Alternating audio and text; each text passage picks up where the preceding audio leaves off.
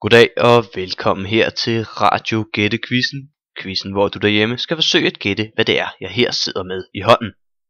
Men for det ikke skal blive alt for svært, vil jeg naturligvis fortælle lidt om, hvordan denne genstand ser ud og hvad den bruges til. Og lad os da bare komme i gang. Det, jeg nu har taget fat i her med min højre hånd, er aflangt.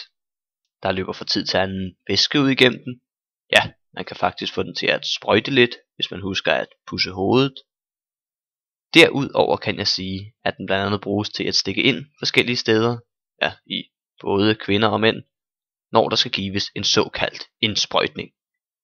Mere vil jeg på nuværende tidspunkt ikke fortælle, og det er derfor nu jer lytteres opgave at ringe herind på vores hemmelige nummer, hvis I kan gætte, hvad det er, jeg sidder med.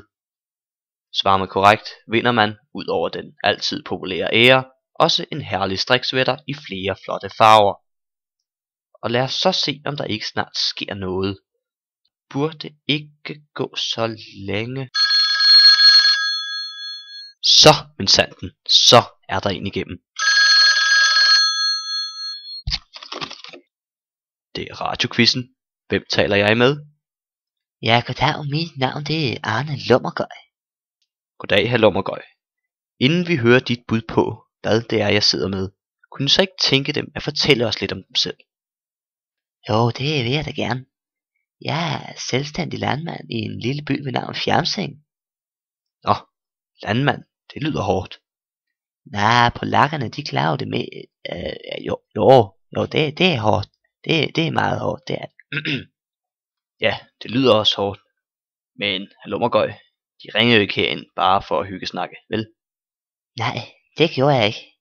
Nej, for de har nemlig et bud på, hvad det er, jeg har taget frem. Og hr. Lummergøj, må vi så høre, hvad tror de det kan være?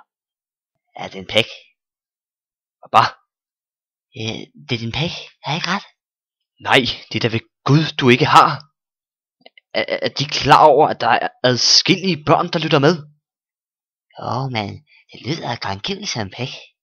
Ja, det er der vist kun oppe i deres syge hoved. Jamen, Jeg vil ikke høre et ord mere fra dem, hr. Lummergøj. Jeg lægger på nu. Farvel.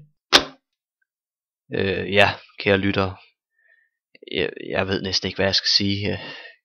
Jeg er mildest talt i chok.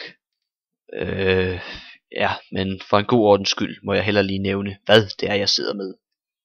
Det rigtige svar er naturligvis en kanyle. På gensyn.